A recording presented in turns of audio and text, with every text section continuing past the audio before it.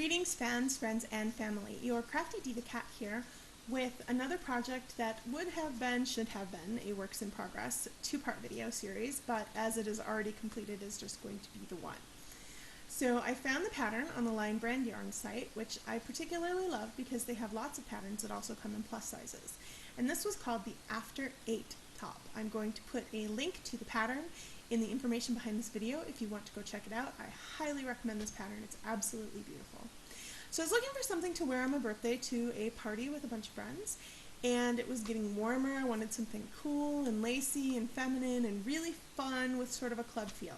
So I had this yarn that had been actually sent to me on accident by a company that sent me the wrong color quite a long time ago.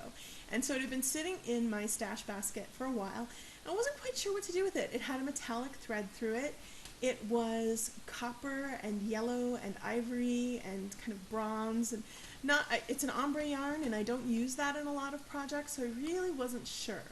And when I ran across this pattern on the Lion Brand Yarn site, I knew it was perfect for this yarn. So the yarn I actually used was the Bernat Cool Crochet in Hippie shades, Hippie shades.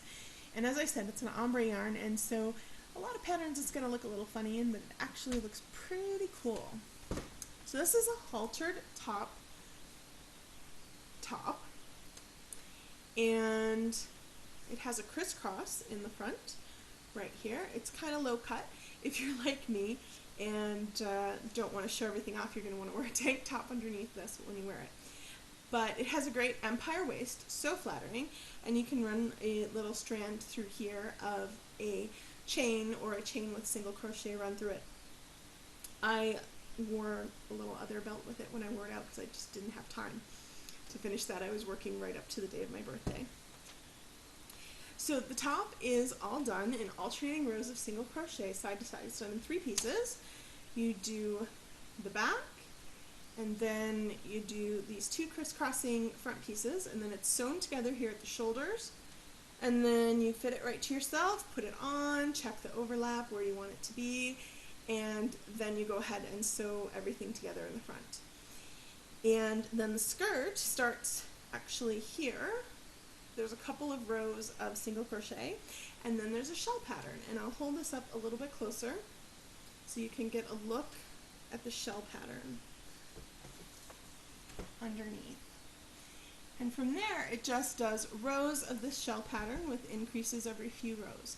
I had 2 or 3 skeins still left when I reached the bottom of where this top was supposed to be, which was somewhere around here, so I decided, well, I would just keep on going. I kept adding increases where they would normally be added, and I have quite a long top that falls about halfway down my thighs, which is really cool because then you can wear it with leggings and or jeggings, whatever floats your boat, and you're still quite covered, and I prefer long tunic style tops anyway, so I really love that I made it a little bit longer.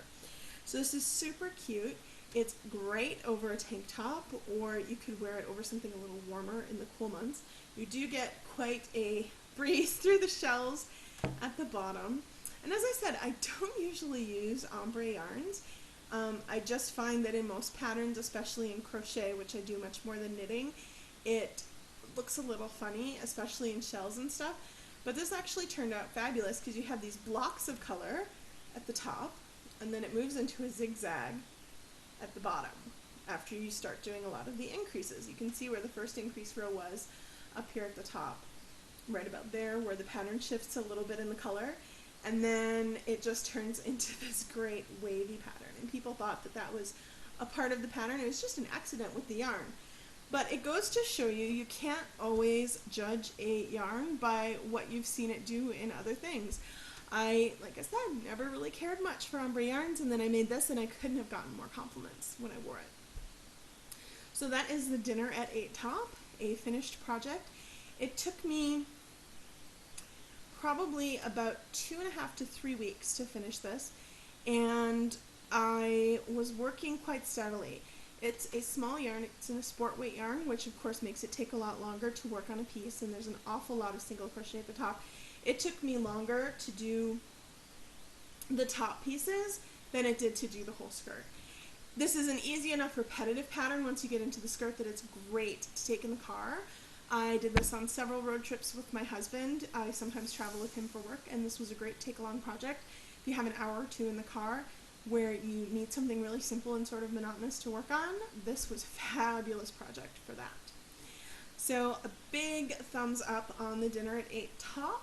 I'm going to put a link also in my information at the bottom of this to my Life More Pinteresting blog, where I have a written review of this project as well as a few more pictures if you'd like some close-ups of the garment.